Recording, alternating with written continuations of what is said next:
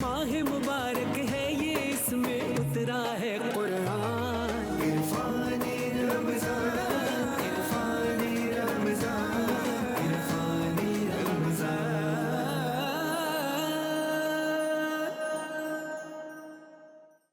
तमाम हम्द उस अल्लाह के लिए जिसकी मिधा तक बोलने वालों की रसाई नहीं। तमाम हम्द, हर एक तारीफ़ जो हम करते हैं वो उसी की तरफ पलट के जाती है, क्योंकि तमाम खूबसूरती का सरचश्मा उसी की ज़ात है। इसीलिए जब आप अपने वालदैन की बेलौस मोहब्बत देखते हैं तो ये हकीकत में खुदा की मोहब्बत है जो उसने वदीयत की है वालदैन के अंदर। आप जब अपने बच्चों से मोहब्बत करते हैं, ज़ाहिर है टेंशन्स होती हैं, बाहर हम निकलते हैं और अपने बच्चों को देखते हैं, घर जाते हैं तो हमें एक सुकून मिलता है, एक इत्मीनान मिलता है। बच्चे भी ज़ाहिर है बेलौस मोहब्बत करते हैं वालिदैन से, ये मोहब्बत भी खुदा ने उनके अंदर डाली है। ये तमाम तारीफ़, ये खूबसूरती जो आप देखते हैं, ये खुदा की तरफ ही पलटती है। ये जो घर, ये जो आशियाना है, जो एक औरत के अंदर इतनी इंटेंस डिज़ायर रखता है कि वो कोशिश करती है कि किसी तरह से एक आशियाना बनाए, एक घर बनाए, जो अमन का गहवारा बने। ये भी खुदा ने उसके अंदर फ़ितरत में डाला है।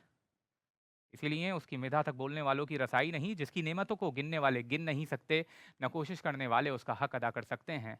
दुरूद व सलाम हो मोहम्मद व आले मोहम्मद पर, कि जो क़यामत तक आने वाली अवामुन्नास के लिए मिनारा नूर हैं, मिनारा हिदायत हैं। और हमारा सलाम हो रसूल अकरम सल्लल्लाहु अलैहि वसल्लम के उन जानिसार असहाब व अंसार पर, कि जिन्होंने अपनी जानों के नजराने पेश करके इस दीन इस्लाम को सरबुलंद व सरफराज किया। अस्सलाम वालेकुम नाजरीन, आप देख रहे हैं GTV हुसूसी नशरियात इरफान रमज़ान, और मैं आपका मेज़बान सन 1447 हिजरी के रमज़ान की 5वीं इफ्तारी के साथ हाजिर खिदमत हूँ। और आज ख़ास तौर पे गुफ्तगू करेंगे सदक़ात के हवाले से, क्योंकि रमज़ानुल मुबारक में इसका ख़ास तौर पे एहतमाम किया जाता है। और जैसे कि कुरान मजीद की आयत है कि सदक़ात फ़ुक़रा के लिए हैं, मसाकीन के लिए हैं और दीगर जो उसके मसारिफ़ हैं, इस हवाले से गुफ्तगू करेंगे। हमारे साथ तमाम मकातिब फ़िक्र से उलमाए दीन मौजूद हैं, जो अपने-अपने मकातिब में एक मकाम रखते हैं, एक हैसियत रखते हैं। चलते हैं उनकी तारुफ़ की तरफ। सबसे पहले मेरे बाएँ जानिब मुल्क मारूफ़ आलिम दीन मौजूद हैं, माशाअल्लाह एक तर्ज़ तख़ातुब रखते हैं और एक ख़ास अंदाज़ रखते हैं।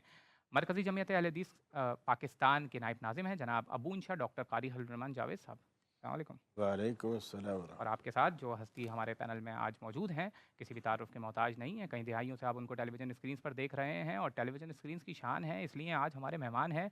आप जामिया अम्मार बिन यासिर के मोहतमिम भी हैं, जनाब मुफ्ती मोहम्मद हनीफ़ कुरैशी साहब। अस्सलाम वालेकुम मुफ्ती साहब। वालेकुम अस्सलाम व रहमतुल्लाह। और फिर मेरे दाएँ जानिब मुल्क के मारूफ़ आलिम दीन, और माशाअल्लाह आपका ख़ासा ये है कि एक तो तहकीक से गुफ्तगू करते हैं और यंग स्कॉलर हैं।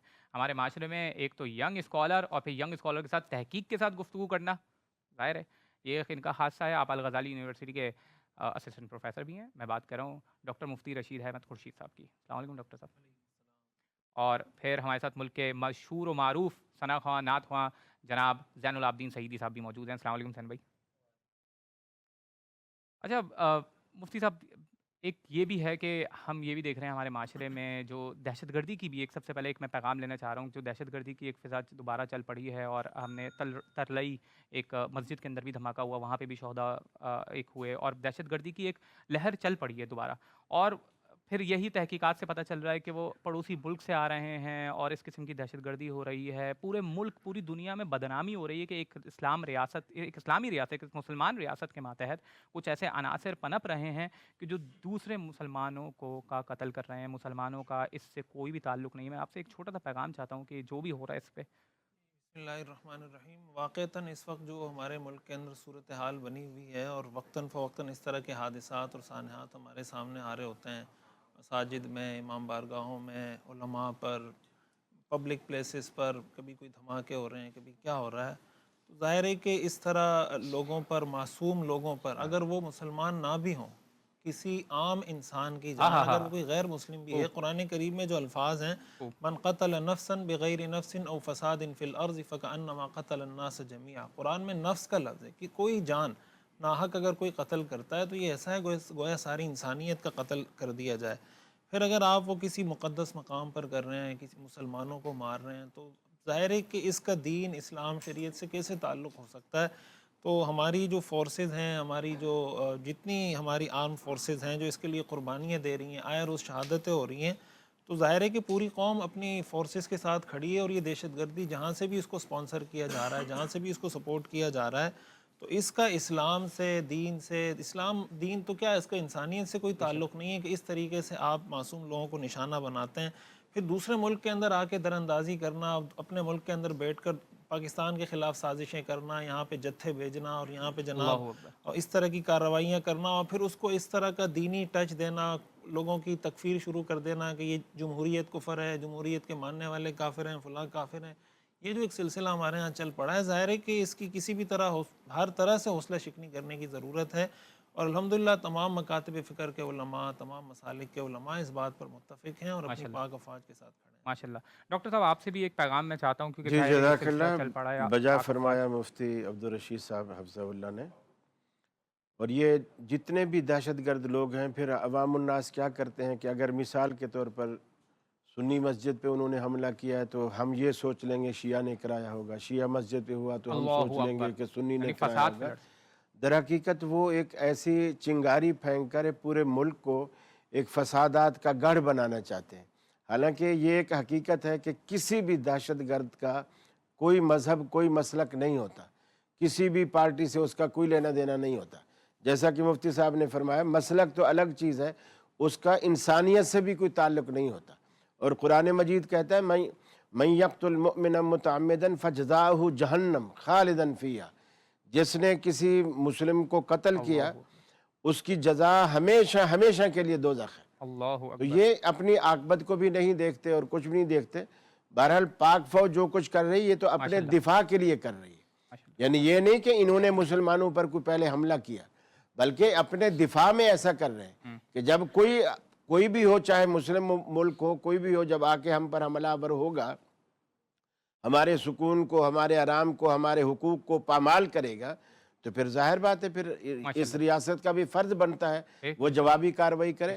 بہرحال اس وقت پوری کی پوری قوم انشاءاللہ افواج پاکستان کے ساتھ کھڑی ہے، اور جو بھی انشاءاللہ ہمارے سے تعاون کی ضرورت ہے انشاءاللہ ہم حاضر ہیں۔ مفتی صاحب آپ سے بھی اس حوالے سے پیغام۔ بسم اللہ الرحمن الرحیم۔ دیکھیں جی، روز اول سے ہی یہ الحمدللہ آپ باوجود کہ مسالک میں بہت سارے فروعی یا اصولی مسائل پر اختلاف موجود ہے، لیکن جب بھی ملک اور ملت کا معاملہ ہے، تمام مکاتب فکر کے علماء یک زبان ہو کر ریاست کے ساتھ کھڑے ہوئے ہیں۔ اس وقت بھی جو ہمارے ملک کے خلاف ایک دہشت گردی کی یہ لہر کا ایک نیا ایک سلسلہ شروع کیا گیا ہے، تو ہم اپنے بلا مشروط اپنے جو ملکی سلامتی کے ادارے ہیں، افواج پاکستان ہیں، ہمارے باقی ریاستی ادارے ہیں، ہم ان کے ساتھ کھڑے ہیں الحمدللہ، اور یہاں پر مذمت کرتے ہیں، چاہے یہ دھماکہ کسی شیعہ کی امام بارگاہ میں ہو یا کسی مزار پہ ہو یا کسی باقی مسجد میں ہو، دہشت گردوں کا کوئی مذہب نہیں ہے۔ ہمیں ان لوگوں سے بھی چکنا رہنے کی ضرورت ہے کہ اگر کہیں بھی مذہبی پلیس پر دھماکہ ہوتا ہے تو فوراً دوسرے سیکٹیرین سلسلے کو جو ہے نا وہ ہوا دیتے ہیں۔ تو حالانکہ بھئی یہ وہی دہشت گرد ہیں کہ جنہوں نے عیسائیوں کے چرچوں پہ حملہ کیا ہے، جنہوں نے فوجیوں کی بیرکوں میں حملہ کیا ہے، یہ وہی لوگ ہیں کہ جنہوں نے عام چلتے ہوئے راگیروں پہ جناب انہوں نے حملے کیے ہیں۔ تو ان کا کوئی دین، کوئی ایمان، کوئی مذہب نہیں ہے، اور ان کو کریش کرنے کی ضرورت ہے۔ افواج پاکستان ہمیں اپنے اداروں پر فخر ہے الحمدللہ، جس خوبصورتی کے ساتھ ہمیشہ ہمارے ملکی دفاعی اداروں نے اپنا کردار ادا کیا ہے، وہ بالکل قابل تحسین ہے۔ ہم ایک بار پھر ہم اس واقعے کی مذمت بھی کرتے ہیں، اور اس کے ساتھ ساتھ اپنے اداروں کے ساتھ ہر طرح سے ہم ان کے معاونت پہ کھڑے ہیں۔ ماشاء اللہ۔ اور ہمیں جوائن کر لیا ہے ملک معروف عالمدین۔ آپ کی خاصیت یہ ہے کہ ہر وقت قرآن پڑھتے رہتے ہیں، اور ماشاءاللہ رمضان کے اندر 5 6 قرآن ختم کر لیتے ہیں۔ اور میں دیکھ رہا تھا کہ یہ قرآن کی جو جس ٹائپ کا یہ قرآن ہے، جس سائز میں، یہ بہت اچھا سائز ہے۔ اور میں سب سے پہلے آپ کو خوش آمدید کہتا ہوں، علامہ محمد امین شہیدی صاحب آپ کو۔ اور اگر قاری صاحب، میں سوچ رہا تھا کہ اگر اس رمضان المبارک میں اگر کوئی تحفہ کسی کو دے تو اس کا بھی ثواب کیا دگنا ہو جاتا ہے؟ یقیناً ہوگا، اللہ کے خزانے میں کمی تھوڑی ہے، آپ دے کے دیکھیں انشاءاللہ۔ اور اور کسی سے لے کے بھی دیکھوں تب بھی، اور خاص طور پہ کوئی قرآن کا تحفہ کسی کو گفٹ کرے تو کیا ہر حرف وہ پڑھے گا ویسے تب اس کا انشاءاللہ ثواب کیا؟ میں کوشش کر رہا ہوں اپنے سارے ساتھیوں کو کم از کم ایک اچھا قرآن مجید کا عمدہ تحفہ ترجمے کے ساتھ نا ملنا چاہیے، میں انشاءاللہ کوشش کر رہا ہوں۔ اور اسی سائز میں کہ آرام سے، تاکہ پڑھا جا سکے۔ ہاں بالکل، یہ تو بہت چھوٹا سائز ہے ویسے، یہ پڑھنے کے لیے مگر بہت ویسے وہابی قرآن ہی ہے۔ ہاں اس میں نہیں، قرآن وہابی سنی نہیں ہوتا۔ اور اگر کوئی اپنا قرآن ہی قاری صاحب گفٹ کر لے تو وہ تو ثواب اس کا اور دگنا نہیں ہو جائے گا؟ بالکل، اس میں کوئی شک نہیں۔ وہ جو پڑھنے والے کو ثواب ملتا ہے نا، وہ دینے والے کو جس نے موقع فراہم کیا اس کو بھی اللہ تعالیٰ اتنا ہی ثواب ہاں دیتا ہاں ہاں، یعنی ہر حرف جو میں پڑھ رہا ہوں گا وہ ہے۔ اس کے بالکل، کھاتے میں الداعی جا الی رہا ہوگا۔ الخیر کفاعلہ۔ ماشاء اللہ ماشاء اللہ ماشاء اللہ۔ علامہ صاحب آپ سے بھی گفتگو چل رہی ہے ایک میں تو سمجھا اگلا جمعہ آپ کہیں گے، جملہ یہ کہیں گے قرآن مجید ہمارے حوالے کر دیں۔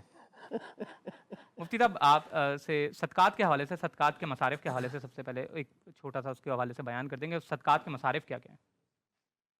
بسم اللہ الرحمن الرحیم۔ دیکھیں، دو الگ الگ تصور ہیں اسلام میں، ایک زکوٰۃ کا تصور ہے، ایک صدقے کا تصور ہے۔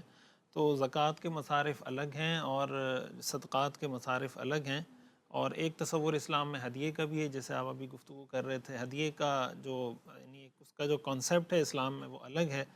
ہدیے اور صدقے میں بنیادی طور پہ فرق یہ ہوتا ہے کہ جب آپ کسی کو ہدیہ دے رہے ہوتے ہیں تو سامنے والے کو ایک رسپیکٹ دے کر، اپنے آپ سے بڑا سمجھ کے اس کو کوئی چیز پیش کر رہے ہوتے ہیں، اور صدقے کا مقصد یہ ہوتا ہے کہ آپ کسی کو غریب سمجھ کے اس کی مدد کی نیت سے کہ چلو یار اس کی کوئی مدد ہو جائے گی، اس کو ضرورت ہے تو وہ ضرورت اس کی پوری ہو جائے گی۔ زکوٰۃ کے مصرف کی اگر ہم بات کریں تو زکوٰۃ اس شخص کو دی جا سکتی ہے جو خود صاحب نصاب نہ ہو۔ اچھا، صاحب نصاب ہونے کا مطلب یہ ہے کہ 5 چیزیں ہیں جس کو ہم یعنی قربانی کا نصاب کہتے ہیں یا صدقہ فطر کا نصاب کہتے ہیں۔ اس میں سونا ہے، چاندی ہے، نقدی ہے، مال تجارت ہے اور ضرورت سے زائد سامان۔ یعنی یہ جو 5 چیزیں ہیں، ان میں سے کوئی ایک چیز یا ان میں 2 3 4 5 کا مجموعہ اگر اس کی قیمت 52.5 تولہ چاندی کی قیمت کو پہنچ جاتی ہے، جو آج کل شاید حکومت نے 5,03,000 ایسے کچھ بتائی ہے 52.5 تولہ چاندی کی قیمت، تو اگر اتنی اماؤنٹ یا اتنی اماؤنٹ کی 5 چیزوں میں سے کوئی چیزیں ملا کر جس کی اماؤنٹ اتنی بن جائے کسی کے پاس موجود ہو تو وہ صاحب نصاب کہلاتا ہے۔ صاحب نصاب ہونے کا مطلب یہ ہے کہ اب اس کو زکوٰۃ نہیں دی جا سکتی۔ لیکن اگر کسی کے پاس اتنی اماؤنٹ نہیں ہے یا اس پہ قرضہ ہے یا کوئی بھی جس طرح کے مسائل ہوتے ہیں تو اس کو زکوٰۃ بھی دی جا سکتی ہے۔ جہاں تک صدقات کا تعلق ہے، اچھا زکوٰۃ کے مصارف میں یہ بھی ہے کہ زکوٰۃ والدین کو نہیں دی جا سکتی، اولاد کو نہیں دی جا سکتی، یعنی جن سے آپ پیدا ہوئے، جو آپ سے پیدا ہوئے، جس کو اصول اور فروع کہا جاتا ہے فقہ کی اصطلاح میں، یعنی والد، والدہ، دادا، دادی، نانا، نانی، اسی طرح اوپر کی طرف اور نیچے کی طرف بیٹا، بیٹی، پوتا، پوتی، نواسا، نواسی نیچے کی طرف۔ اس کے علاوہ بھائیوں کو، بہنوں کو، چچا، پھوپھی، خالہ، یہ جو رشتے ہیں آس پاس کے، ان کو، یا اس کے علاوہ کوئی بھی جیسے ہم نے بات کی مستحق ہے، صاحب نصاب نہیں ہے، تو اس کو زکوٰۃ دی جا سکتی ہے۔ اور صدقات اور زکوٰۃ کے اندر اس چیز کا خصوصی اہتمام کرنا چاہیے۔ میں سمجھتا ہوں یہ آج کے دور کی بہت بڑی ضرورت ہے، اور یہ میسج میں اس میسج کو بہت ضروری سمجھتا ہوں کہ ہمارے ہاں لوگ اداروں کو زکوٰۃ دیتے ہیں، فاؤنڈیشنز کو دیتے ہیں، مختلف اداروں کو دیتے ہیں، اچھی باتیں دینی چاہیے، لیکن سب سے زیادہ جو آپ کے زکوٰۃ صدقات کے مستحق ہیں وہ آپ کے اپنے رشتہ دار ہیں۔ آپ کا بھائی ہے، آپ کی بہن ہے، چچا ہے۔ حدیث میں آتا ہے نا کہ الصدقۃ علی المسکین صدقہ وعلی ذی الرحم سنتان، کہ مسکین کو صدقہ دیں تو 1 ثواب ملتا ہے، ذی رحم کو صدقہ دیں تو 2 ثواب ملتے ہیں، صلہ رحمی کا ثواب بھی ملتا ہے، صدقے کا ثواب بھی ملتا ہے۔ ہم کتنے ایسے گھرانوں کو جانتے ہیں کہ وہ بڑے بڑے اداروں میں چیریٹی کر رہے ہوتے ہیں، لیکن ان کا اپنا چچا یا چچا زاد یا ماموں زاد یا بھائی یا کوئی بہن وہ ایسی قسمہ پرسی کی زندگی گزار رہے ہوتے ہیں۔ وجہ اس کی کیا ہے؟ ان سے کسی موضوع پہ چپقلش چل رہی ہے، کسی موضوع پہ کوئی تو میں ہو گئی، ناراض ہیں ایک دوسرے سے، تو اب انہوں نے طے کیا ہے کہ ہم نے نہ ان کو زکوٰۃ دینی ہے نہ صدقہ دینا ہے۔ تو کوشش کرنی چاہیے، اگر آپ کی کسی رشتہ دار سے ناراضگی بھی ہے، آپ وہ کسی ویلڈ ریزن سے ہے ناراضگی آپ رکھیں۔ قرآن کریم تو یہی کہتا ہے کہ آپ اگر لا تبطلوا صدقاتکم بالمن والاذی، کسی کو اگر صدقہ زکوٰۃ دے رہے ہیں تو اس پر احسان نہ جتلائیں۔ یہ تو اللہ تعالیٰ نے ایک چیز آپ پہ فرض لازم کر دی جو آپ نے دینی ہے، تو اگر آپ نے دے دی، آپ کی اس سے نہیں بھی بنتی، کوشش کریں یہ اس کا ایک ذریعہ بن جائے گا۔ صدقات اور زکوٰۃ کے فوائد میں سے ایک فائدہ یہ ہے کہ لوگوں کے دلوں سے بغض، یہ کینہ، یہ ساری چیزیں دور ہوتی ہیں، تو رشتہ داروں میں صلہ رحمی کا بھی بہت بڑا یہ ذریعہ بن سکتا ہے۔ علامہ صاحب زکوٰۃ کے حوالے سے بہت زیادہ زور دیا گیا ہے، یہاں تک کہ اس کا انکار کرنے والوں کو کافر، مگر بات یہ ہے کہ زکوٰۃ اتنی زیادہ اہم کیوں ہے؟ یعنی اس کو تزکیے کے حوالے سے بھی کہا جاتا ہے کہ وہ مال کو پاک کرتی ہے، اس کے حوالے سے فرمائیے گا۔ بسم اللہ الرحمن الرحیم۔ دیکھیے، اللہ تبارک و تعالیٰ نے انسانوں کی 2 طرح کی ضرورتیں رکھی، ایک اس کی روحانی اور معنوی ہے اور دوسری اس کی مادی۔ انسانی معاشرے کے اندر سب برابر نہیں ہوتے، کچھ اوپر، کچھ نیچے، کچھ درمیان میں۔ اللہ تبارک و تعالیٰ کی خواہش اور مشیت یہ ہے کہ جو لوگ اوپر کے طبقے میں ہیں وہ نیچے والوں کا ہاتھ تھامیں، نیچے والوں کو ہمیشہ اپنی سطح پہ لا کر زندگی گزارنے کا موقع فراہم کریں۔ دوسرے لفظوں میں سماجی زندگی میں برابری کی سطح پیدا ہو اور لوگوں کے اندر محرومیتیں ختم ہوں۔ یہی وجہ ہے کہ اللہ تبارک و تعالیٰ نے قرآن کے ذریعے سے، دین کے ذریعے سے ایک مالیاتی نظام انسانی معاشرے کے سامنے رکھ دیا ہے، جس کی ایک شکل زکوٰۃ ہے، ایک شکل۔ اس لیے اگر یہ یقین کریں کہ اگر کسی معاشرے کے اندر اسلام اپنی روح کے مطابق نافذ ہو جائے تو وہاں پر کوئی زکوٰۃ لینے والا باقی نہیں رہے گا، اگر اس کی روح کے مطابق نافذ ہو، چونکہ اس کے اندر یہ پوٹینشل موجود ہے۔ جب ہم دین کی طرف نہیں جاتے تو پھر ایک طبقہ امیر سے امیر تر ہوتا چلا جاتا ہے اور دوسرا طبقہ غریب سے غریب تر، جس کی ایک مثال پاکستان ہے۔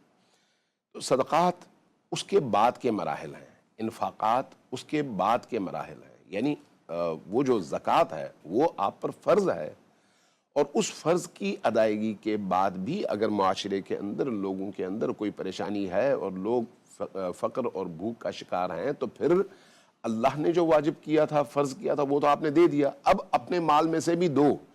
بعض اوقات لوگ یہ سمجھتے ہیں کہ ہم نے زکوٰۃ جو دیا تو ہم نے بہت بڑا تیر مارا، نہیں، زکوٰۃ اللہ کا حق ہے، آپ کا نہیں ہے، آپ کے مال میں اللہ کی امانت ہے، چونکہ امانت ہے، آپ نے وہ امانت ادا کر دی ہے، کسی پر کوئی احسان نہیں کیا۔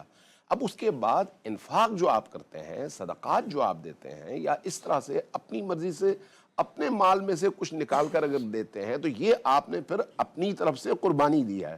لہٰذا چاہے وہ زکوٰۃ کی صورت میں ہو یا خمس کی صورت میں ہو، یہ وہ فرض عبادات ہیں مال کے حوالے سے جو انسان کی روزی میں اضافے کا سبب ہے، روزی میں برکت کا سبب ہے، اس کی زندگی کے اندر پاکیزگی اور نورانیت کا سبب ہے، اور اس کے مال کے میل کو صاف کر کے اس کو پاک و پاکیزہ غذا فراہم کرنے کا سبب ہے۔ لہٰذا اگر ہم پر فرض کیا گیا ہے، چاہے وہ زکوٰۃ کی صورت میں ہو، خمس کی صورت میں ہو یا دیگر صورتوں میں، تو یہ خود ہماری دنیاوی اور اخروی فلاح کے لیے ہے، کوئی بوجھ نہیں ہے۔ لہٰذا جو شخص ان معاملات میں فراخ دلی کے ساتھ اللہ کے حکم کے مطابق دیتا ہے، اس کی زندگی میں کبھی فقر نہیں آتا، اس کی زندگی میں کبھی احتیاج والی کیفیت پیدا نہیں ہوتی۔ جو دینے والا ہوتا ہے اللہ اس کو ضرور دیتا ہے، جو بچاتا ہے اپنے لیے وہ پھر کسی نہ کسی مرحلے پر جا کر دوسروں کے سامنے محتاج ہو جاتا ہے۔ بے شک، بے شک۔ اور خدا سے تجارت کی جائے جیسے کہ قرآن میں حکم ہے تو پھر اس تجارت کا ظاہر نتیجہ بہت ہی اچھا ہوگا۔ ناظرین ایک چھوٹا سا بریک لیتے ہیں، بریک کے بعد دوبارہ حاضر ہوتے ہیں۔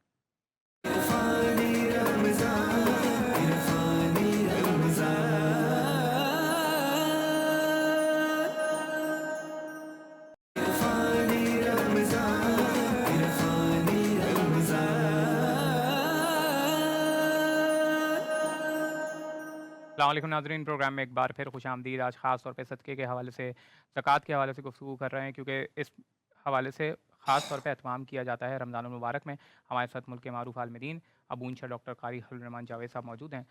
ڈاکٹر صاحب، صدقے ہمارے پر یہ تو واضح ہو گیا کہ کب واجب ہوتا ہے، لیکن کتنا نکالنا چاہیے، اس کی کیا پیچیدگیاں ہیں، اس پہ بتائیے گا۔ جزاکم اللہ۔ صدقات کی دو بڑی بنیادی قسمیں ہیں، ایک تو وہ ہیں جو اللہ نے ہم پر فرض کی ہیں، اور ایک وہ ہیں جو نوافل ہیں، اور صدقے کا لفظ دونوں پر بولا جاتا ہے۔ زکوٰۃ بھی صدقہ ہے، صدقۃ الفطر بھی صدقہ ہے، اور صدقۃ الفطر کو بھی ہم زکوٰۃ الفطر کہہ دیتے ہیں، حدیث میں یہ نام آیا ہے۔ جو اللہ نے فرض کیے ہیں تو اس کا نصاب بھی مقرر کیا ہے۔ اگر سونے میں ہے تو 7.5 تولے جو ہمارے حساب سے بنتا ہے، جو تقریباً اس دور کے حساب سے 20 دینار ہوتا تھا، وہ سونے کے دینار ہوتے تھے، اور چاندی جو ہمارے ہاں 52.5 تولے بنتی ہے اس حساب سے یہ 200 درہم ہوتے تھے۔ تو جس کے پاس یعنی 200 درہم چاندی ہو، البتہ جیسے مفتی صاحب نے فرمایا نا کہ ان کے ہاں وہ چیزیں ملا لیتے ہیں۔ ہم یہ کہتے ہیں سونا جب تک کہ 7.5 تولے نہیں ہوگا سونے پہ زکوٰۃ نہیں لگے گی، جب تک چاندی 52.5 تولے نہیں ہوگی جب تک چاندی پہ زکوٰۃ نہیں لگے گی۔ ہم ایسا نہیں کریں گے آدھی چاندی ہے آدھا سونا ہے تو ہم مکس کر دیں۔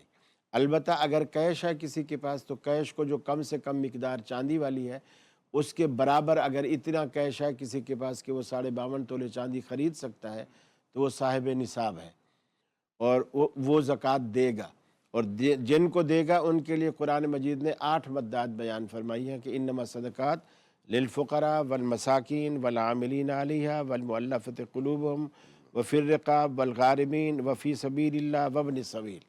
ये 8 मद्दात हैं कि मिस्कीन के लिए, यानी ऐसा बंदा जिसकी जायज़ आमदनी जो है उसके जायज़ अखराजात से कम हो, तनख्वाह से गुजारा ना होता हो, और ये भी नहीं कि फ़जूल ख़र्च हो, आवारा हो, नहीं, तो वो ऐसा शख्स इस्लाम की नज़र में मिस्कीन है।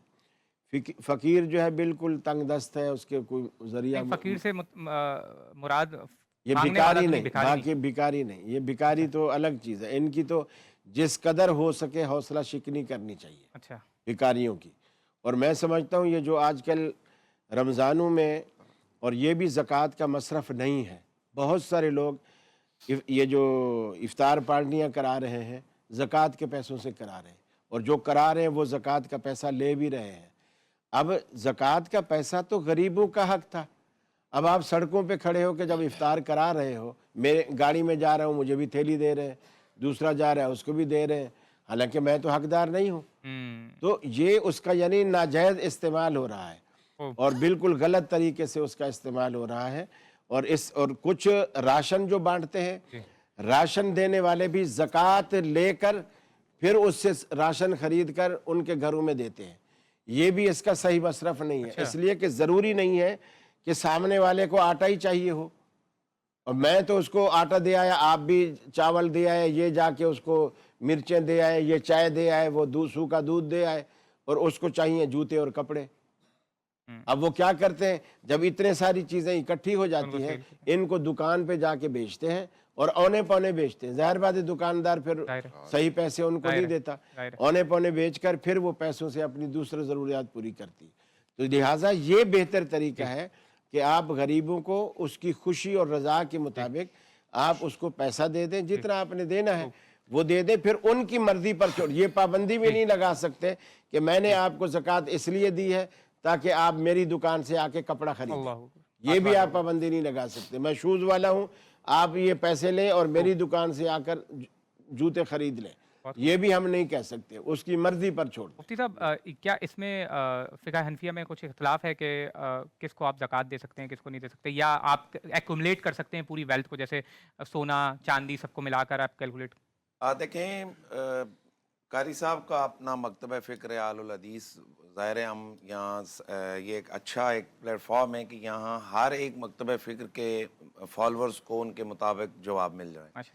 तो जो पाकिस्तान में अक्सरियती आबादी है वो हनाफ की है, तो यहाँ हमारे यहाँ ये है कि जितनी भी उसके पास एसेट्स हैं, अगर उसके पास सिर्फ सोना है, यानी और कोई चीज़ नकदी में से, यानी नकदी है ना, चांदी भी है, या उसके पास जो है ना बाकी उसके पास रुपया पैसा है, अगर वो नहीं है सिर्फ सोना है तो फिर तो वही है 7.5 तोले सोना। और अगर सोना भी नहीं है, नकदी भी नहीं है, सिर्फ चांदी है, तो फिर वो 52.5 तोले चांदी है। लेकिन अगर इसके पास और चीज़ें भी आ गई हैं तो अब क्या करेंगे, अब उसको जो कम अज़ कम उसका मयार है वो 52.5 तोले चांदी उसके निसाब पर लेकर आएंगे। यानी अगर उसके पास इन सारी चीज़ों को मिलाकर, सोने को, चांदी को, या मौजूद उसकी नकदी को, या कोई और इसका ऐसा एसिड है कि जिसके ऊपर ज़कात आती है, माल तिजारत है, अगर वो इतना बन जाता है कि जो उसके 52.5 तोले चांदी की कीमत के बराबर होता है और उस पर साल इसका गुजर जाता है, तो फिर इस पर जो है ना उसका ज़कात देना फ़र्ज़ है। अब यहाँ पर जो मसारिफ इन्होंने बयान किए, ज़ाहिर है ये तो कुरान ने बयान किए हैं, मसारिफ तो ज़कात के वही हैं। मैं आपकी बात में थोड़ा सा आगे इसमें इजाफ़ा इनकी बात में बल्कि करूँगा। हमारे यहाँ नमाज के लिए बड़ी तैयारी की जाती है, जुम्मा इबादत है जी, तो बड़ी खुशबू लगाएंगे, अच्छे नए कपड़े पहनेंगे, तैयारी करेंगे, सारा कुछ करेंगे, नमाज पढ़नी है तो पूरा। और भाई ज़कात भी इबादत है, इसकी अदायगी के लिए कोई जनाब हमारे बस एक सर से उतारने वाली बात है, एक आदमी आया उसको दे दिया, दूसरी आ गया। और हमारे यहाँ तो प्रॉब्लम ये है इस वक्त, माफ़ कीजिएगा, कि ज़कात के चैप्टर में बिलखुसूस आपके कराची बेस्ट ऐसी बाज़ तंजीमें कि जो खुदा की मैं कहता हूँ कि साथ जंग जो है ना वो कर रहे हैं और गरीबों और मस्कीनों के माल हड़प कर रहे हैं। और उनका तरीका क्या है, वो हीले के चक्कर में आ गए। हीला यानी ज़कात का पैसा लिया और हीला करके जनाब उसको कहीं तामीरात में लगा दिया, हीला करके तनख्वाहों में लगा दिया, हीला करके जनाब चैनलों पे लगा दिया, हीला करके सारी तरफ जो है ना वो लगा दिया। तो मैं जो आपके इस प्रोग्राम की वसातत से उन सेठों को, बिलखुसूस कराची के सेठों को, उनसे हम कहेंगे खुदा का खौफ करें, کم از کم آپ تھوڑا سا اتنا تو ایفرٹ کر لیں کہ یار غربا مساکین تھوڑے نہیں ہیں، آپ ان کی اس حوالے سے تلاش کریں. اور قرآن مجید نے بھی آپ کو حکم دیا ہے کہ آپ صرف چہرے کو دیکھ کے نہیں، آپ دیکھیں کہ کون یہاں ایسا جو ہے نا وہ سفید پوش آدمی ہے کہ جس کو اس چیز کی ضرورت ہے. ہم سارے لوگوں کو کلوں یہ نہیں کہتے ہیں کہ سارے ہی اس میں غبن کرتے ہیں یا وہ خرابیاں کرتے ہیں، لیکن عموماً جو چیزیں ہمارے سامنے خرابیاں آئی ہوئی ہیں پچھلے اتنے عرصے سے، میں بھی ہر دفعہ یہاں پر شور ڈالتا ہوں، تو خیر ایسا نہیں ہے کہ لوگوں پہ اثر نہیں ہوتا، بہت ساری طرف سے رسپانس آتا ہے جی کہ آپ کے مسئلے پر ہم نے عمل کیا ہے. تو یہ زکوٰۃ کے مسئلے پر یہ جو ہیلے کر کے یہ اونے پونے ادھر ادھر یہ کیا جا رہا ہے، یہ بھی بالکل غلط ہے. اور اس کا میں سمجھتا ہوں کہ یہ غربا اور مساکین کے حق پر ڈاکہ ڈالنے والی جو ہے نا وہ بات ہے.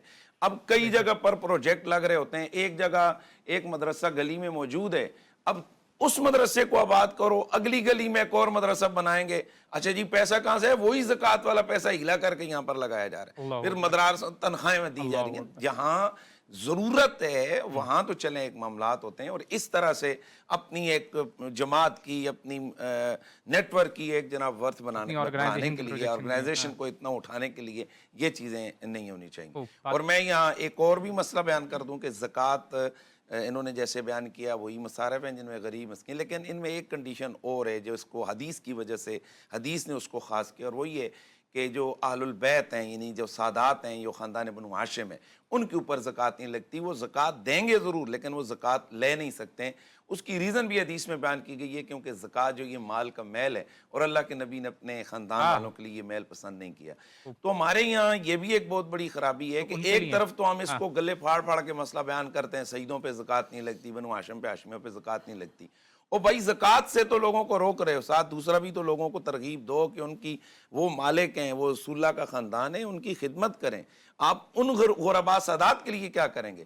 پھر جو ریاستیں ہمارا یہاں پر جو آمدنیاں ہو رہی ہیں، جو ہمارے خزانے نکل رہے ہیں، ان کے لیے تو 5واں حصہ ان کا حق ہے آل البیت کا. اس میں سے رکاز کے اور اربوں خربوں روپے بنتے ہیں یہاں، تو وہ اس کی طرف کوئی توجہ نہیں ہے. تو اس کا نتیجہ کیا نکل رہا ہے کہ جو بہت سارے غریب سادات ہیں وہ غریب سے غریب تر ہو رہے ہیں، بہت ساری بیوہ سادات ہیں. اور اس پر میں آپ کے پروگرام کی وساطت سے گورنمنٹ سے بھی کہوں گا کہ اس پر ایک پراپر قانون سازی کریں. علماء ان کو اسسٹ کریں گے، علماء ان کے ساتھ رابطے میں رہیں گے. جہاں آپ کنجروں کے لیے، معذرت سے میں لفظ ذرا سخت ہو گیا، جہاں آپ کھیلوں کے لیے کروڑوں اربوں روپے، ایک بندے کو کروڑوں روپے کا اعلان کر دیتے ہیں جی اس نے تیر مار دیا جی تو اس کو جی 5 کروڑ روپے دے دیا. اور خدا کے بندو جو خاندان رسول ہے جن کا حق کھا رہے ہو تم، ان کے لیے قانون سازی کرو، ان کے لیے ایک الگ سے ڈیسک بناؤ جو زکوٰۃ سے علاوہ جو تمہارے اسپیشل فنڈز ہیں ان میں سے ان کا حق مقرر کرو، ان کو دو. تو یہ یقین کریں آپ، یہ ساری حکومتوں کے لوگ بھی، ہم بھی جو اگر آواز نہیں اٹھائیں گے ہم سارے اس مسئلے پہ پکڑے جائیں گے.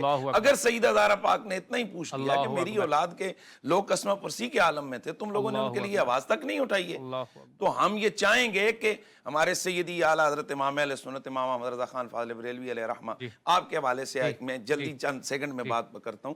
ایک واقعہ آتا ہے کہ ایک سید صاحب آئے تو انہوں نے آواز لگائی، وہ ایک دیوانہ مزاج کے تھے.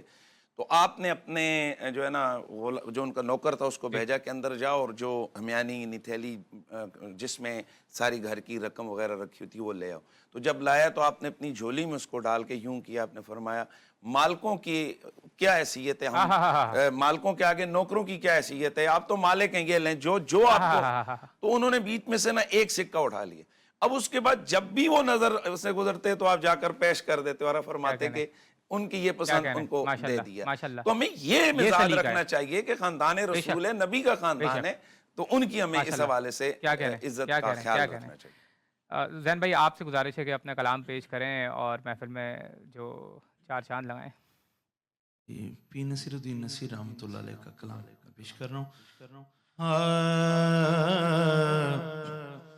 خدا کے فضل کا ایک شاہکار ہم بھی ہیں، گدائے سید عالی وقار ہم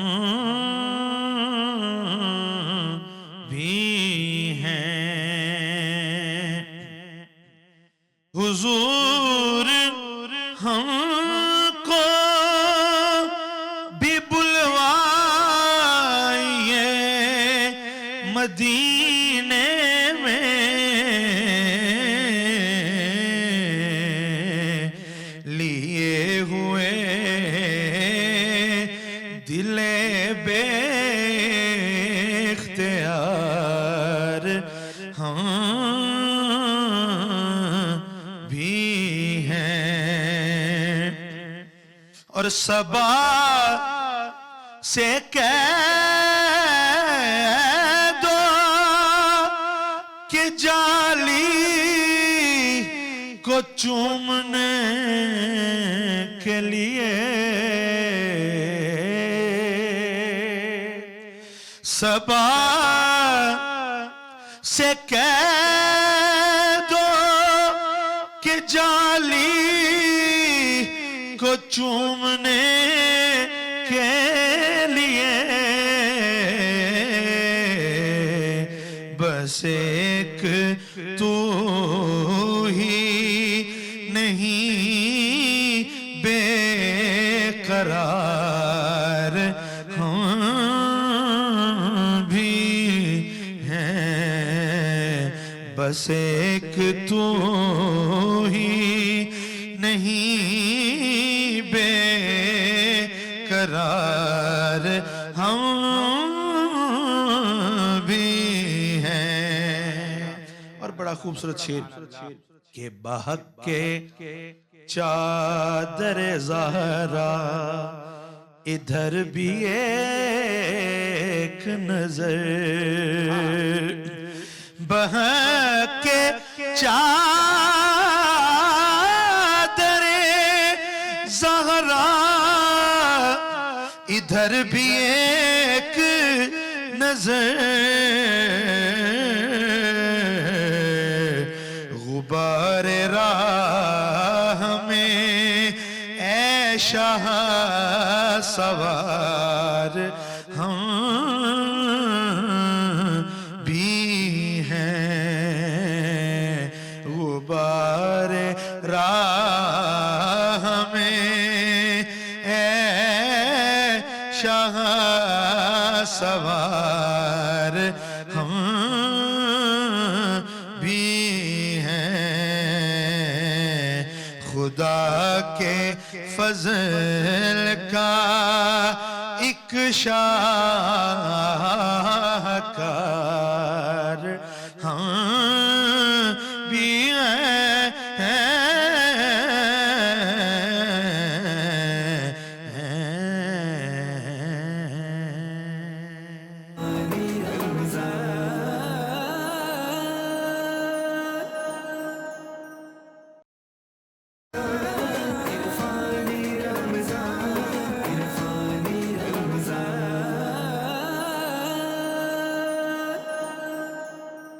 السلام علیکم ناظرین، پروگرام میں ایک بار پھر خوش آمدید۔ آج ہمارے ساتھ تمام مکاتب فکر سے علماء دین موجود ہیں ہمیشہ کی طرح، اور زکوٰۃ کے حوالے سے بہت اچھی گفتگو چل رہی تھی، اور خاص طور پہ مفتی حنیف قریشی صاحب نے جو سادات کے حق کے حوالے سے بھی اشارہ کیا، وہ بھی بہت زیادہ اہم ہے کہ حکومت لیول کے اوپر یہ کام کرنے کی ضرورت ہے، تاکہ سادات کے لیے بھی اس حوالے سے کوئی نہ کوئی کام کروایا جائے۔ اور آپ کی ٹیلی ویژن اسکرین پر ہمارے ٹیلی فون نمبرز آ رہے ہیں، جن پر رابطہ کر کے آپ ہمارے پروگرام میں شامل ہو سکتے ہیں، آپ اپنے سوالات پوچھ سکتے ہیں، اور جو آپ کے سوالات ہیں جس نوعیت کے بھی ہیں پوچھ سکتے ہیں۔ تمام مکاتب فکر سے علماء دین موجود ہیں، تو اپنا فون اٹھائیں اور ہمارے پروگرام میں شامل ہو جائیں ہمارے ساتھ۔ جب تک قاضی صاحب، ایک کیونکہ سادات کے حوالے سے ظاہر ہے ایک ایسی چیز ہے جو کوئی انکار نہیں کر سکتا، یہ اب حقیقت بن چکی ہے ہمارے معاشرے میں، کہ کچھ سادات ایسے بھی ہیں کہ جو جیسے گھروں میں معاصیاں بھی ہیں، ٹھیک ہے، اس جیسے کام بھی انہیں کرنے پڑے، اور ان کی مدد کے لیے ظاہر ہے کوئی زکوٰۃ اور صدقہ تو انہیں دیا نہیں جا سکتا، تو اس حوالے سے لوگ ایجوکیٹ یعنی نہیں پتہ، انہیں نہیں معلوم، اویئرنیس نہیں ہے، تو اس حوالے سے آپ کا کیا بیان ہے، کیا حل ہونا چاہیے اس کا؟ یہی حل ہے جیسے قریشی صاحب نے فرمایا نا کہ حکومت کو جو یہ خزانے ملتے ہیں نا زمین سے، دفینے، خزانے، کوئلہ نکل رہا ہے، کہیں سونا نکل رہا ہے، کہیں آئل نکل رہی ہے، کہیں گیس نکل رہی ہے، تو یہ ایسے خزانے ہیں جن کا 5واں حصہ اللہ اور اس کے رسول کے نام پہ نکالنا چاہیے، خمس جسے کہتے ہیں، ماشاء اللہ ماشاء اللہ، یہ نکلنا چاہیے۔ اب وہ خمس انہی لوگ، اب وہ زکوٰۃ نہیں ہے، اچھا وہ زکوٰۃ نہیں ہے، تو یہ آسانی سے ایسے لوگوں کو دی جا سکتی ہے جن کو زکوٰۃ نہیں لگتی. اچھا یعنی الٹا یہ ہے کہ اب اللہ کے لیے، اللہ کے رسول کے لیے ان چیزوں سے نکالنا ہے. اور جس رب نے گیس دی ہے اس مسجد پہ بھی میٹر لگا ہوا ہے اور بل لگا ہوا ہے، اور اللہ اکبر، اس کا گھر بھی اللہ فری اکبر، نہیں ہے، اللہ کا اللہ گھر. اکبر. اللہ کے اور گھر پہ بھی بل آتا ہے. نتیجہ یہ نکل رہا ہے کہ اب گیس پاکستان سے جا رہی ہے. اگر اللہ کے گھر پہ بل نہیں بھیجتے تو گیس نہیں جاتی، رہتی ہے. انشاءاللہ نہیں انشاءاللہ جاتی، اس لیے کہ اس چیز میں برکت ہوتی ہے. برکت ہوتی ہے. جب آپ کوئی چیز اپنی جیب اللہ کے لیے ڈھیلی کرتے ہیں نا، تو پھر اللہ، جیسے کیسے قرآن مجید نے بڑی عجیب بات جی کی کہ جی جی. حالانکہ سود سے مال آتا ہے ہاں. اور زکوٰۃ سے، صدقے سے مال جاتا ہے، لیکن اللہ نے کہا کہ یمحق اللہ الربا یربی صدقات، ہاں. کہ صدقے سے مال بڑھتا ہے، سود سے تباہ و ماشاء برباد اللہ. ہوتا ہے. کیا کہنے، بالکل الٹی لاجک ہے. کیا کہنے، کیا کہنے. لائف اس پروگرام کو ایسا بندہ موجود ہے. بے شک سمجھے نہ سمجھے، لیکن اللہ تعالیٰ اچھی طرح سمجھتا ہے. ماشاء اللہ ماشاء اللہ. السلام علیکم. کون صاحب کہاں سے بات کر رہے ہیں؟ لائف پروگرام ایسا موجود ہیں. السلام علیکم. السلام علیکم سر. وعلیکم السلام جی. کون صاحب کہاں سے بات کر رہے ہیں؟ سر میں ابرار حسین بات کر رہا ہوں قصور سے. جی ابرار صاحب فرمائیے گا، کیا سوال ہے آپ کا؟ سر جی مفتی انیس قریشی صاحب آ جائے. جی سر آئے ہیں اور آپ کی بات بھی سن رہے ہیں. فرمائیے کیا سوال ہے آپ کا؟ سر جی ان سے خصوصی میرا سوال ہے. علماء سے اکثر سنتے ہیں اللہ کے نبی کا وضو کا پانی اور سر کے بال صحابہ کرام اپنے چہرے پر مل لیتے تھے، سر پر محبت کے طور پر. کیا نبی کریم نے ایسا آرڈر دیا تھا بھی ایسا کیا کرو، یا ویسے محبت میں؟ اگر ٹھیک ہے محبت میں ہے تو کوئی اور کام بھی محبت میں کر سکتے ہیں جو واجبات اور فرائض میں خلل نہ ڈالے. ٹھیک ہے. اور کیا اللہ کے رسول روکا کرتے تھے پھر اس کام سے؟ دیکھیں بخاری شریف میں اور دیگر حدیث کی کتابوں میں موجود ہے کہ اللہ کے نبی نے خود اپنے منہ مبارک صحابہ کرام میں تقسیم فرمائے، خود تقسیم کیے. بلکہ جو نبی علیہ السلام کے ایک صحابی ہیں جن کو اللہ کے نبی نے آدھے بال عطا فرمائے، اور باقی خود حضرت تقریباً یہ 7-8 صحابہ کرام سے مروی ہے کہ مختلف صحابہ کرام کو اللہ کے نبی نے اس میں سے بال عطا فرمائے، اور تقسیم آدھے جن اس صحابی کو دیے کہ جنہوں نے بعد میں رسول اللہ کی لحد مبارک تیار کی تھی. صحابہ فرماتے ہیں کہ بعد میں ہمیں خیال آیا کہ ان کو آدھے بال الگ سے کیوں اتنے عطا کیے، حالانکہ نہ وہ سعادت حضرت علی کو ملی، نہ حضرت ابوبکر کو، نہ حضرت عمر کو، تو ان کو کیوں آدھے بال اللہ کے نبی نے عطا کیے؟ تو یقیناً اللہ کے رسول کا اپنے منہ مبارک عطا کرنا وہ ان کو برکات عطا فرمانا تھا، ایک انعام دینا تھا. اور صحابہ کرام، یہ بھی بخاری شریف کے اندر موجود ہے کہ اذا توضأ النبی قعدوا یقتتلون علی وضوئہ، کہ جب رسول اللہ وضو فرماتے تھے تو صحابہ اس وضو کے پانی کو حاصل کرنے کے لیے ایسے ٹوٹ پڑتے تھے، یوں لگتا تھا ایک دوسرے کو مار ہی ڈالیں گے. تو کرتے کیا تھے کہ یمسحون بہا وجوہہم، اپنے چہروں کو مس کرتے تھے، اور جس کو پانی نہیں ملتا اس کے گیلے ہاتھ پہ ہاتھ مال کے تو اپنے جسم پہ مالے، یہ تبرکون، اس سے وہ برکت حاصل کرتے تھے. اسی طرح پھر صحابہ کرام کے اور بھی بہت سارے معمولات ہیں کہ جن میں اللہ کے نبی کے لباس سے برکت حاصل کر رہے ہیں، اللہ کے نبی کے لعاب سے برکت. ما تنخم النبی، یہ بھی بخاری کے اندر ہے، ما تنخم النبی نخام الا وقت فی کف رجل منہ فدلک وجلدہ وجہ، کہ حضور جب پھوک مبارک پھینکتے تھے جسے ہم کھنگھار کہتے ہیں تو وہ نیچے نہیں گرتا تھا، بلکہ کوئی نہ کوئی صحابی لپک کے اس کو اٹھا کر اپنے چہرے پہ مل لیتا تھا. تو اب یہ رسول اللہ کے صحابہ کا حضور کے ساتھ والہانہ عشق اور محبت کا اظہار تھا. علماء یہ فرماتے ہیں کہ یہ خاصہ حضور ہے. حضور کے ہی منہ مبارک تقسیم ہو سکتے ہیں، حضور ہی کے وضو کے پانی کو یوں جو ہے نا وہ کیا جا سکتا ہے، اور حضور ہی کے ساتھ یہ معاملات کیے جا سکتے ہیں. حضور کی ذات پر کسی اور کو قیاس نہیں کیا جا سکتا. باقی ہر بندے کے جو بال ہیں وہ مردار کے حکم میں آئیں گے. رسول اللہ صلی اللہ علیہ وسلم کے جو منہ مبارک ہیں ان کا معاملہ الگ ہے اور وہ تبرک کے حیثیت سے ہے. ایک اور لائیو کالر ہمارے ساتھ موجود ہیں. السلام علیکم. السلام علیکم. وعلیکم السلام جی. کون صاحب کہاں سے بات کر رہے ہیں؟ جی میں عمر بات کر رہا ہوں یو کے سے. جی سر فرمائیے گا، کیا سوال ہے آپ کا؟ میرا یہ سوال ہے کہ میرے جو والد صاحب ہیں نا وہ میرے دادا جان کی حیات میں ہی فوت ہو گئے تھے. ٹھیک ہے. تو میرے جو تایا جان ہیں انہوں نے کیا کیا ہے کہ اپنی حیات میں ہی ہمیں بھی جو ہے نا وہ جائیداد میں حصہ دار بنا دیا. اس کی وجہ سے کیا ہوا ہے کہ پیسے تو ہمیں مل گئے ہیں، لیکن میری جو پھوپھو ہیں تین، ان کا حصہ ظاہر ہے ہمارا جائیداد میں حصہ لینے کی وجہ سے، میری جائیداد میں حصہ لینے کی وجہ سے ان کا حصہ کم ہو گیا. تو کیا اگر میں اب ان کو واپس کرنا چاہوں وہ پیسے، تو کیا میں اس طرح کر سکتا ہوں کہ میری وجہ سے جو پھپھو ہیں 3 ان کا حصہ جو کم ہوا ہے میں ان کو وہ پیسے واپس کر دوں اور اوپر والے پیسے جو ہیں میں وہ ہبہ کے طور پر رکھ لوں؟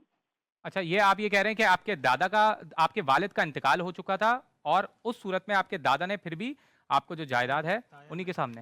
دادا نے نہیں، تایا نے، اس کے بعد دادا فوت ہو گئے تو دادا نے کوئی وصیت وغیرہ بھی نہیں لکھی ہمارے نام، لیکن تایا نے جو میرے ابو کے بھائی ہیں ایک ہی، انہوں نے ہمیں جائیداد میں حصہ بنایا ہے اس حساب سے جس حساب سے میرے والد کو حصہ ملنا تھا۔ صحیح ہے، مفتی رشید احمد۔ جی بالکل، انہوں نے سوال پوچھا ہے، بالکل ویلڈ بات ہے کہ ان کو حصہ ملنے کی وجہ سے ان کی جو پھپھی وغیرہ کا حصہ کم ہوا ہے، ظاہر ہے کہ شرعاً تو یہ حقدار نہیں ہے میراث کے۔ اگر ان کے والد صاحب کا اپنے والد کی موجودگی میں انتقال ہو گیا تو یہ وارث نہیں ہے ان کے۔ اچھا، تو ہاں ظاہر ہے کہ جب خود والد موجود ہے نا، مورث تو جب مرتا ہے تو اس کی میراث تقسیم ہوتی ہے، جب وہ زندہ ہیں تو اس کی موجودگی میں اس کے بیٹے کا انتقال ہو گیا تو اس کا میراث میں حصہ نہیں ہے۔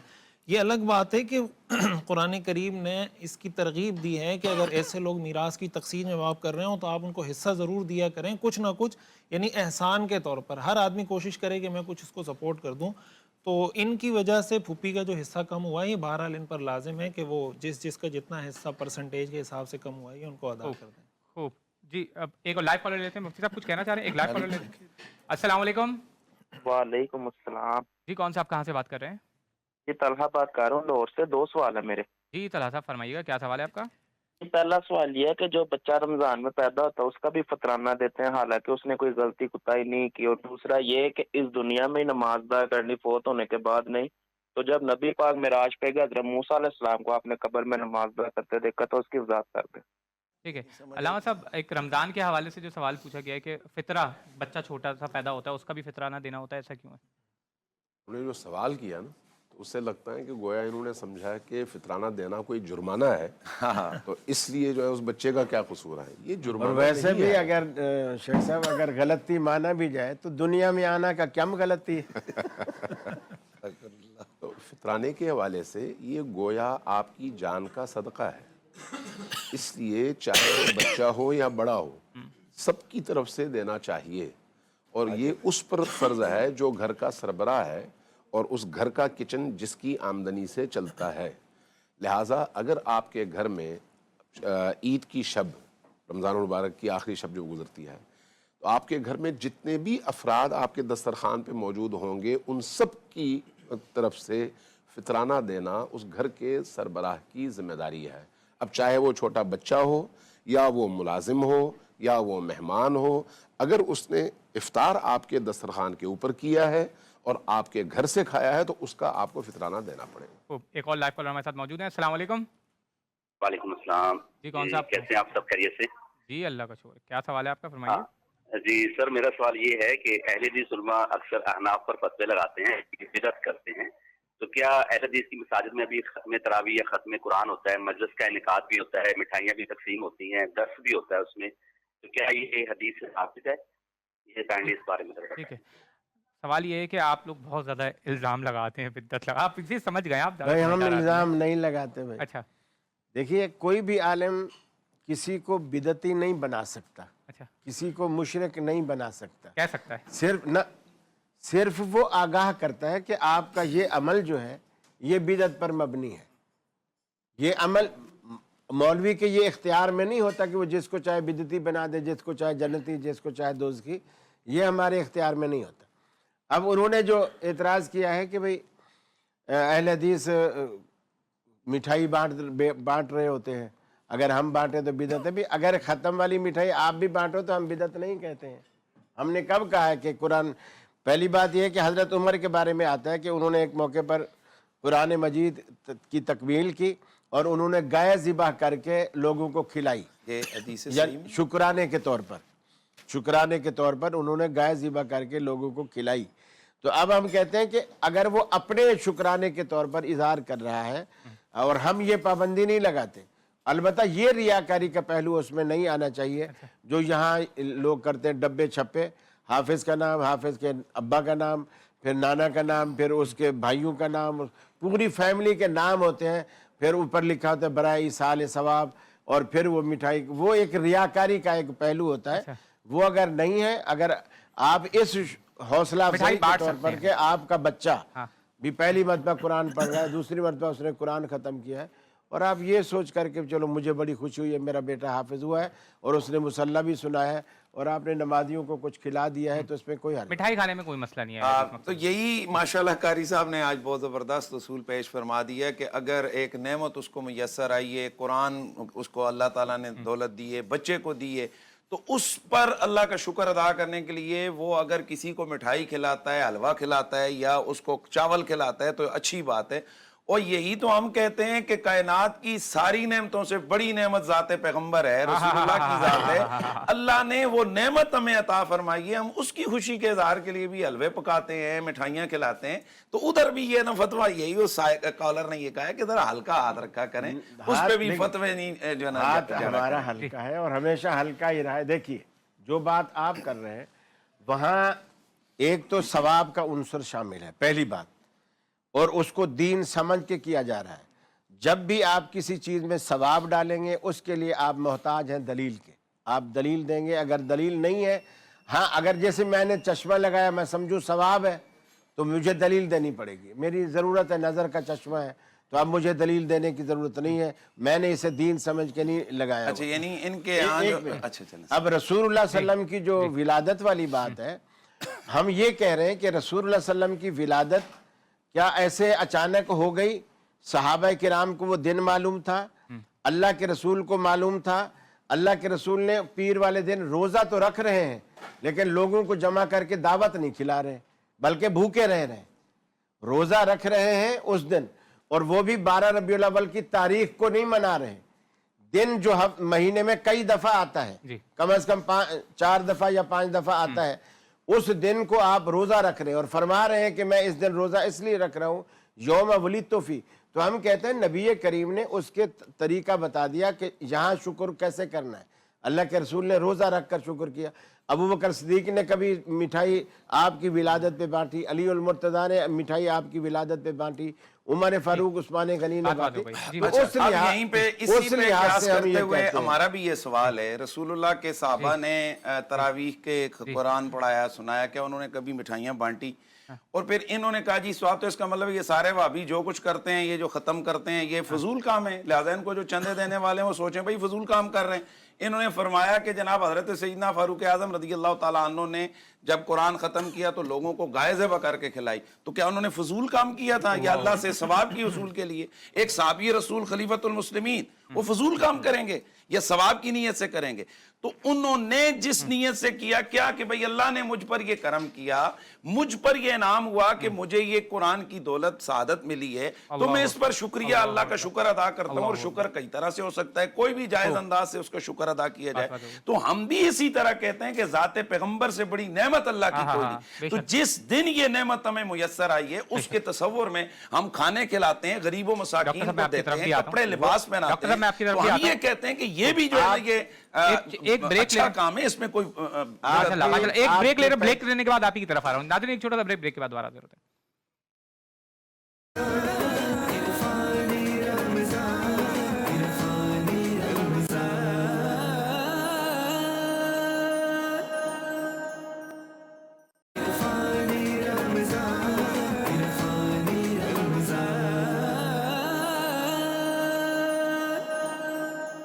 السلام علیکم ناظرین, پروگرام میں ایک بار پھر خوش آمدید. ہمارے ساتھ ابو انشا ڈاکٹر قاری خلیل الرحمان جاوید صاحب موجود ہیں. ڈاکٹر صاحب بریک سے پہلے کچھ کہہ رہے تھے, معذرت آپ کی بات کم. جزاک نہیں, کوئی ایسی بات نہیں, جزاک اللہ. میں صرف یہ پوچھنا چاہ رہا تھا کہ رسول اللہ صلی اللہ علیہ وسلم کی ولادت با سعادت کتنی مرتبہ ہوئی؟ ظاہر بات ہے ایک مرتبہ ہوئی.